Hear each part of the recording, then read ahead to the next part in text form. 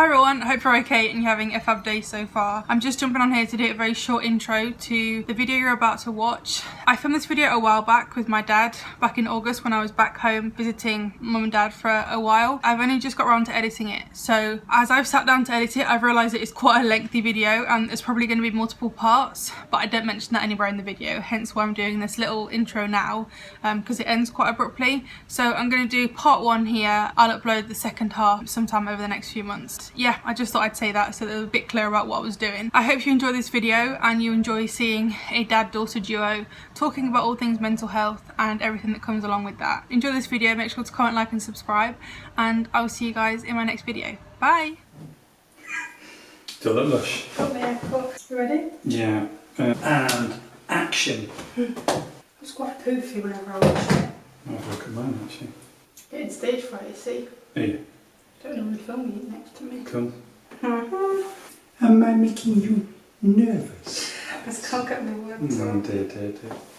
Hello everyone, hope you're okay and having a fab day so far. Welcome back to my YouTube channel about Alice May. If you're new here, hi, welcome. My name's Alice, and if you've been here before, thank you so much for coming back. Today's video is my second episode in Chats for Alice, and we have a new guest, which is my dad. Welcome. Thank you. If you haven't seen the first episode, I'll give you a quick rundown. It's basically where I'm going to chat and informally interview members of my family or close family friends, people that have helped me in my journey of suffering with mental health and getting their side on the story. If you missed the first episode, I will link that one down below, but make sure to stay until the end of this video. And yeah, I'll stop chops and let's get on with the episode. So before we sat down to film this, I ran Dad through the questions very briefly, and I asked Dad to come up with a few facts about himself so that you guys could get to know him. So go on Dad, what are a few things about yourself that you would like the audience to know? Fascinating facts. Fascinating. Facts. So, my name's Dad, also known as Simon. I am 56 years old. Young. Difficult to believe. Come from Wales, that's really important. From time to time, it's very handy on occasion, very depressing on occasion, but I come from Wales. I work as a consultant for a firm in the UK, and without boring anybody listening to this, that involves helping clients, big companies mainly, that implement this dodgy German software called SAP, and I go in there and help them install it.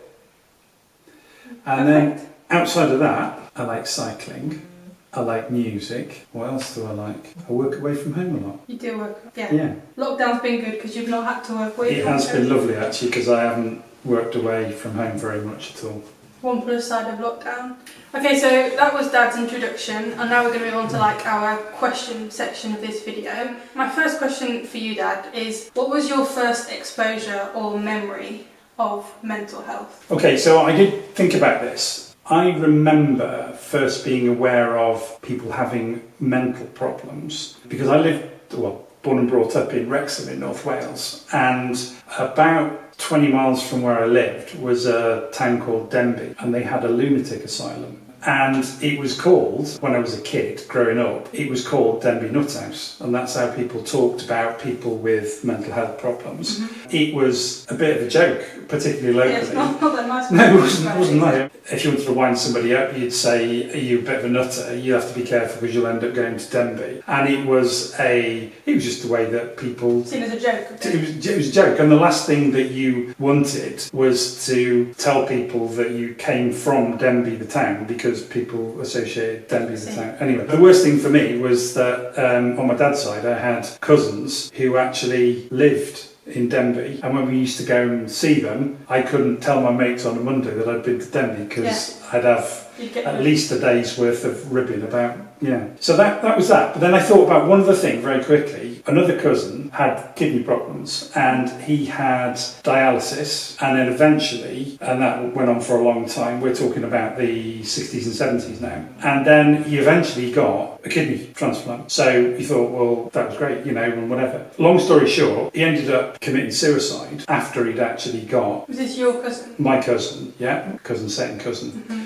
But he actually committed suicide because he'd been depressed for such a long time as a consequence of being by himself on dialysis and stuff. Yeah. And I just remember thinking, well, that's a bit weird. Just when you're getting well, you commit suicide. And I remember my mum trying to explain it to me and saying, oh, it all got a bit much for him. And I thought, ooh, but I didn't have any idea what that You meant. would have been young as well. I'd have probably been about 11 or 12 years of age. Yeah. So there you go, my memories. Like, it's quite a tragic thing to kind of experience at that age. If I think about when Mum and I mapped out maybe when I started struggling, the age when you were kind of trying to get your head around what had happened to your cousin was a similar age to when I started also struggling with my own issues. Yeah. So it's just, the whole thing in general is just very hard to get your head around, isn't it? Yeah. The only thing I would say is that nowadays there's a lot more conversation. We're having a chat about it. Yeah. So there's a bit more understanding of what it actually means.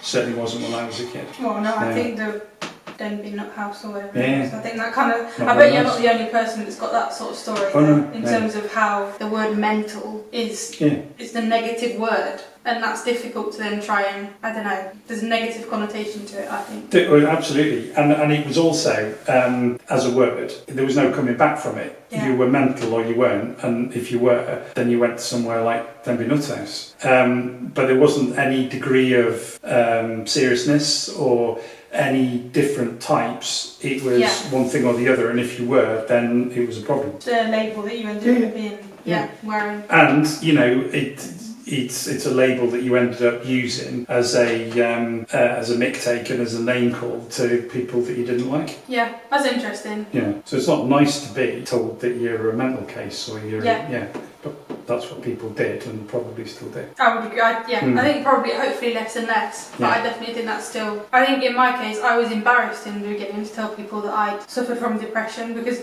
similar to what you just said there, I was worried about people judging me differently or being like, or it's just because it's not something that was. It is, like to your point, it is getting more and more talked about now, but it's rarely in a positive way or in a normal way. It is always a bit of a. Well, I mean, clearly my cousin who committed suicide had been suffering for quite a period of time with depression. Nobody talked about it as depression. Yeah. My mum tried to explain, just said, oh, it all got a bit much for him. Yeah. Okay. And as a 12-year-old, you're not going to try and think more about that, are you? No, I mean, it didn't make sense, but nobody then went on to try and explain it to me any more than that, so. Maybe if your mum or somebody else in your life would have maybe explained it as being more than he wasn't just feeling well or it was a bit too much, you might have had more of an idea about it for the future. Without a doubt. I'm happy you're happy. Just an interesting use of words. I've said depressing a few times as a way of bringing the party down. Yeah. Yeah, it's interesting, isn't it? And I've just realised that and become aware of that while we've been talking. Throwaway comment, like calling somebody mental. More you know. Who'd have thought? I know. My second question for Dad is, do you remember when you realised that I was struggling and that maybe I wasn't happy? There was maybe I needed help. Do you remember, is there a moment or? So there's clearly a moment. Yeah. And I'll talk about that moment and then I'll explain a little bit more about how there probably were other moments, but I didn't realise at the time. Yeah. So the moment was, because I used to come back home at a weekend and you'd moved down to Van and we're at uni. We'd got a mate staying with us, you'd come home for the weekend and then on the Sunday night I took you back down there. It was a very quiet trip in the car. It was clear that you were close to tears. I think just on that point, I think every Sunday there were never enjoyable trips. You did often take me back home and I just I didn't want to go back to uni and I dreaded those Sundays. So carry on. And you know, I mean, part of me wonders whether a lot of people are close to tears after they've spent half an hour in the car with me. But no, I enjoyed the time with you because at the time was precious with you because we didn't see you a lot. No. But also I was just thinking, I really wish we were going somewhere else. Yeah, we did it. We went down there. I've got, and this is the way that your mum and dad work together. I'm horrible dad and mum is lovely mum. So when we did things when you were a baby, like controlled crying, which your mum found heartbreaking, I didn't enjoy it, but one of us has to be really tough and whatever. So it's not that I didn't get it, it was just you have to be a little bit more matter of fact. Yeah, and maybe less emotional. Not you know, and you know me, I'm quite an emotional person, but not make the situation worse or fuel the situation by being emotional myself. And we've often said when you've gone away like on school trips, it's much better to say goodbyes here and then I'll take you down there because I make you laugh and then you get past it that way. Hence why you drop me off every Sunday because you made me forget that I was not wanting to go back there. No, we did have a bit of a routine where you might, when I'd go down and looked up at your window before I got back in the van in the visitors parking space. You come to the window and wave, but you didn't, and you couldn't. I don't think you could do much that night. So I don't really remember that night. No. But we'd had a really nice weekend, and it couldn't have been any better. You'd spent time with your mum and dad, you'd spent time with our best mate Sarah, and then for all of that to end up in you going down to, your little bedsit and being by yourself. Not exactly a recipe for success, is it? So, and I remember... It was winter as well. Yeah. Pitch black. And I remember going back home, and then it was quite difficult to talk with Mum because Sarah was here, and the next day we were taking Sarah back to the airport to drop her off. Yeah. And we did talk a little bit about it, but you'd had a really good weekend and you seemed upbeat, at least in their company. And then when Mum and Dad got back in the car when we dropped Sarah off at the airport, I just said, look, not sure how you're feeling about this, but interesting drive back with Alice yesterday, and Squat the whole way back. Squat the whole way back. And then Mum and Dad had a chat about that on the drive back from the airport, and we just said, right, okay, well, we've got to do something about it. We can't let it go on. So we then decided that we would go straight back home. Mum would pack a case for an overnight bag, and then we'd take Mum unannounced down to your place, and then I'd leave you with your mum and have the evening with your mum, have a chat, whatever, keep in touch with me, and then I want to come back to look after Charlie. Yes, yeah, that's true. Yes, I mean, goodness knows what might have happened if I'd have left him to himself. So, and then I agreed then with you guys that I would come back the next day. Yeah, I didn't realise it was happening, but no, and we just turned up. We just turned up unannounced. No, but even I didn't know you were coming back the next day. Yeah, bonus. Yeah, big surprise. Yeah, that was the beginning of the end, then, wasn't it? Yeah. So that was it. But if I'm honest, I like you to be honest. I like being honest as well. After that, maybe not after that, immediate discussion, but the more we talked about it, the more Mum and Dad perhaps could have spotted things earlier on. I think and that's the regret for me and for Mum, is that we didn't spot stuff that, with hindsight and with the stuff that we've got to know and read about and heard about and watched videos about, there were telltale signs before that, but we just thought, well, okay, you were never good at going away from home, were you? Even if it was only overnight. Oh yeah, no. Yeah, and if it was a school trip. I mean, a funny story on that, I went to Germany when I was in my last year in sixth form, and I was so nervous and probably anxious, I don't really know, stressed, God knows what I was feeling, but I literally cried every night for a good solid school year. Looking back on that now, that is absolutely ridiculous. But I hated being away from home, so to your point, it's probably difficult to judge whether I'm just sad because I'm not at home because I loved being at home, or whether there was more to it. Well, we are very lovely people. Probably, so, yeah. I mean, particularly. Don't like being away from you. No, you're only human. I know. So difficult task. But we knew a bit of that, and you'd have a moment and you'd have a cry, and then we talk about it, and then be okay for a little while, or at least appear to be okay. There was definitely a pattern. Also, even during that period, and then certainly subsequently, we also know not to give you too much time to think about stuff. Yeah. And if we're going to do stuff, I do tend to. We largely we don't try and put you on the spot, because that can cause its own problems. Yeah. The more time we give you to think about something, that can be dodgy in itself, because you imagine all sorts of stuff. Which I think is why that German trip was such an issue. Oh yeah. So I think I was probably overthinking it for 4 years, which must sound absolutely stupid to some people. Yeah. But to me at the time, I was just thinking about every single thing that could go wrong. Yeah, it was good. Plenty of time to practice. And the trip was great, one of the best I know, things I've ever done. and But at the time, I was the people that you met were lovely, and the teachers and were all lovely, and the families, and you were well looked after, and we had people visit here.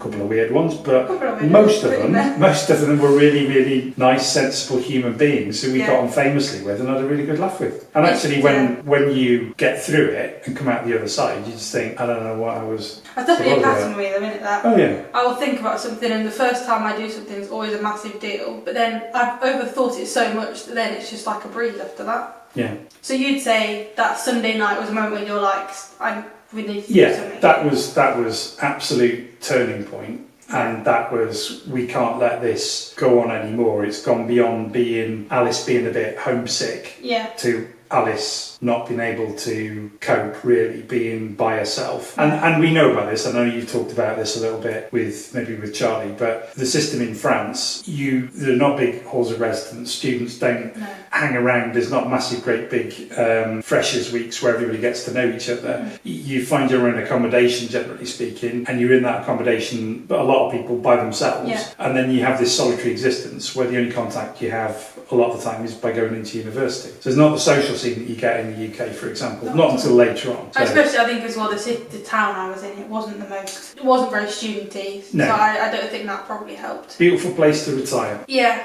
full of very bourgeois, rich French people, Bourgeois which is lovely. Yeah, but that's why I felt so at home. Yeah. A lovely place to go on a day trip, but not really a place where you want to be in uni if you need to be around lots of people. It's not very rock and roll, is it? It's not the most rock and roll place, but There you go. it's nice to live there for a few months to experience it, I suppose. I have to be honest about it. Yes. Very honest. Trey's honest. It feel, because we're not fully out of the woods now. Okay, so my third question for you, Dad, is what does it feel like, or Okay, don't we? today. I'm glad we did a second take, so I was pulling bits of fluff on there. So I couldn't see you, it was busy. No, I was like a chimp at the zoo. Like a monkey. Yeah, no, honestly. Good job you ain't got nits in your head. I'd have been tucking into bed. Go for it, girlfriend. Okay, so my third question for you, Dad, is what does it feel like, or what did it feel like in the past, to have a child, so in your case a daughter, that suffers with depression and anxiety? How did that feel? Or how does it feel now? It's a very broad question. That. Yeah, it probably feels... Yeah, it feels... I was going to say better. It feels different now. But that's... That's why I think it's interesting to get both sides. Yeah, because until you start talking about it, you don't realise how many people are affected by it, either directly or indirectly. Yeah. So I'll be lying to you if I said we weren't a little bit, oh, dear me, this is going to be a bit tricky, because it's not the sort of thing, because Denby Nuthouse, it's not the sort of thing that you want to talk about. But I realised clearly over time that's absolutely the worst thing that you can do. There's not always a good time to talk about it, but you have to talk about it. And we've definitely had difficult conversations, haven't we? Oh, yeah. And we've had many similar repetitive conversations, and we've covered the same ground, and we think we've got somewhere. But we've only realised then that you were only giving us 30% of how you were feeling. So we thought we were getting somewhere, but we weren't. We were just scraping the surface. Yeah, exactly. Yeah. First off, this is going to be a bit tricky. And as soon as Mum and Dad wanted you to talk to us, but we also got quite quickly to the point where we just thought you've got to speak to somebody else as well, because your mum and dad are your mum and dad, and we can't. We want the best for you, but we can't be objective about anything. Because you're our firstborn, yeah. So you're our daughter, Favourite child. The favourite child, yeah. I've told Charlie that as well, actually. But we can't be objective. We love you, we want the best for you, but it's really difficult because our tendency, I spend a lot of my day telling people what to do or what they should be doing and advising people, and it's very difficult to flip from that to shutting this and using these a bit more. So anyway, I think you'd never experienced it before. It was the first time. Exactly. And there's no rule book, is there? It's just kind of more stuff now, maybe, but back then there's stuff. But it's one of those.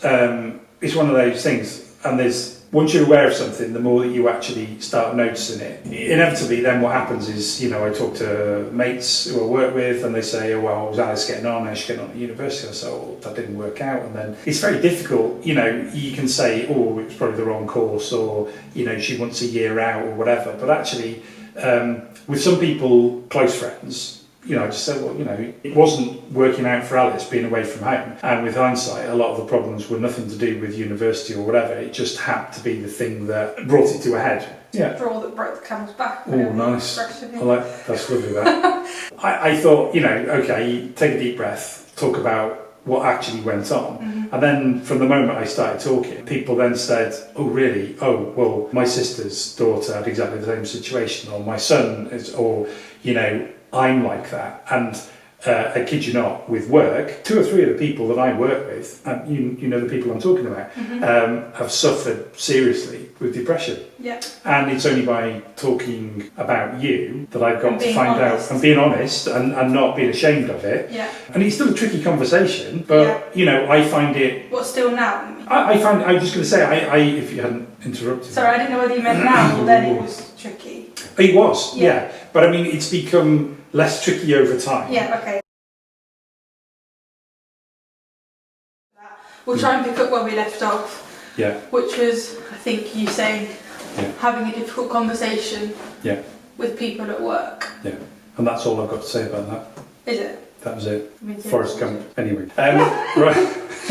So, I think where we got to was that it was tricky, then it became less tricky, and one of my good friends from work gave me a lift back to Leeds, drove me back because I'd been across to the office, and he was saying, how are you getting on, you know, and how are Alice and Charlie doing? It's easier to talk about Charlie because he's college, he's studying or whatever. There's more of an automatic response. Yeah, but to be honest, I don't talk about Charlie first. There was a time when perhaps I did because it was easier. Yeah. But I think now I just said, you know, that you were looking for a job, but you found it quite difficult, and you'd done your PT course. Yeah. But the tricky thing for you was about confidence. The confidence really was about how you felt about yourself, and I just said, you know, that you'd struggled with depression and with anxiety, and that was quite debilitating. Yeah. And it was a real shame because actually when you got into a situation and got familiar with it, you were great.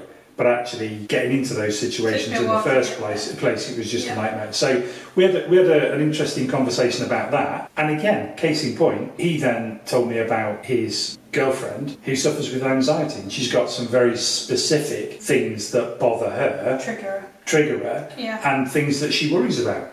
That would only have come out of the conversation because you were honest. I was honest. But you know, it's the number of people that I've spoken to, and we've had a chat, and then they said, oh, that's really interesting, and I said, well, look, Alice has got a blog, and I send them the link, and then that's how it happens. And then people share it with other people, and because there's so many people out there that have the same issues, similar issues. We've got a common thread, isn't it? Yeah. I think we've all found that as a family, like as soon as you start, like you with people at work or mum talking to friends or whatever, or even just like neighbours and people in the village, you start talking about it and then all of a sudden people are like, oh yeah, well 20 years ago I suffered, and it's like there are people that you speak to every day or near enough every day, and it just takes one person to just be open and honest about it, and all of a sudden everyone's having a conversation, and that's what we need to be achieving. That's why I'm starting this and why we're having a chat now.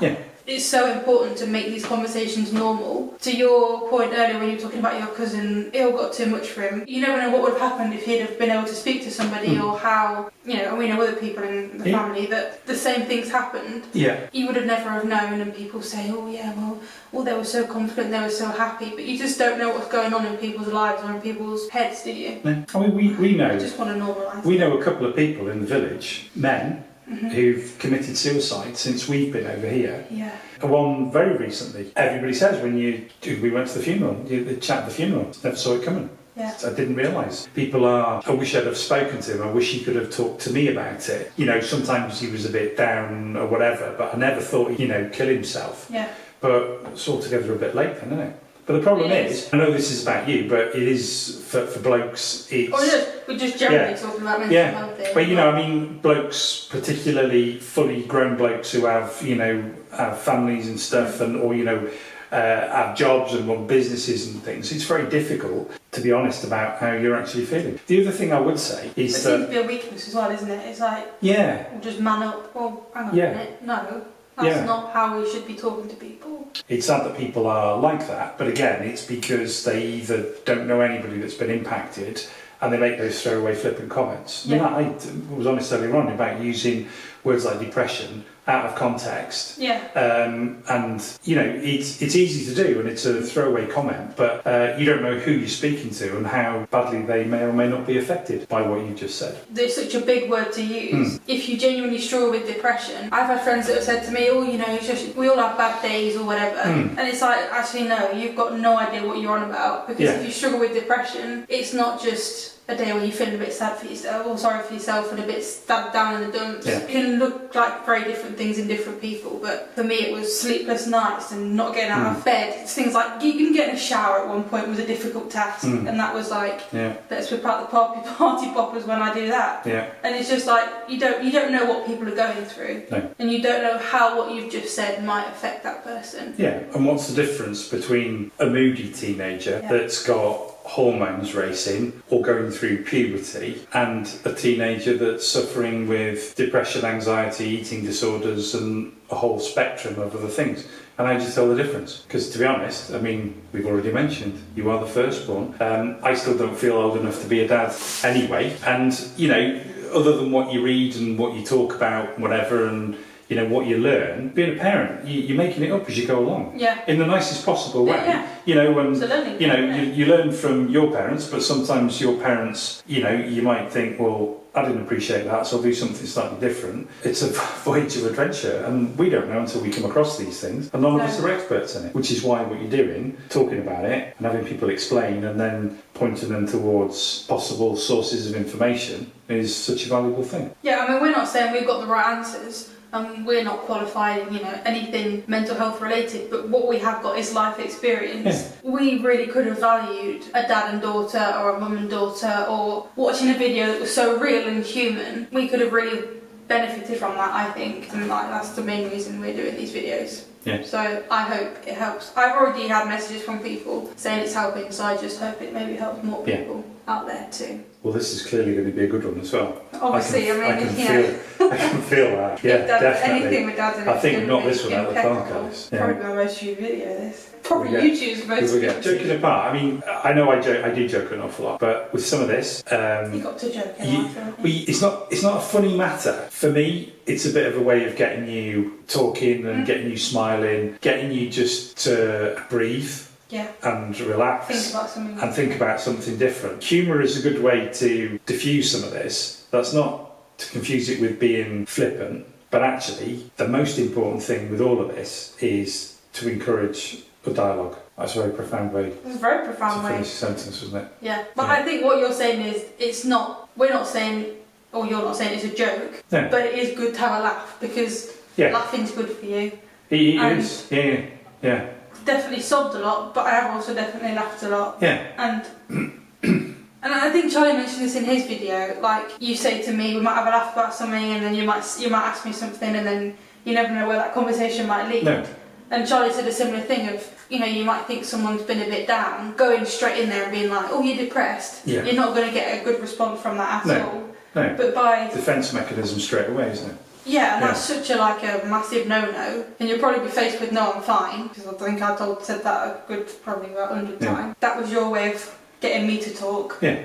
And you know, Charlie said a similar thing, so that was clearly an effective way in our family to broach the subject without being obviously broaching the subject. Maybe. Yeah. For any parents out there listening or watching this, it can be quite challenging just to talk to a teenager that's not having problems. You've got to get past that and just try and create opportunities to have a chat. Yeah. Maybe change the environment, change the situation, go for a walk, do a bit of sport, just go and share something. You know, we talked about being in the car. I mean, a lot of chats. We've had a lot of chats in the car, haven't we? Yeah, I think it's about creating like a safe environment for whoever you're talking to. Just being patient with it. Just that really. Don't force anything, and it'll all kind of... But if you are worried about somebody, make sure that you do kind of keep an eye on them, I would say.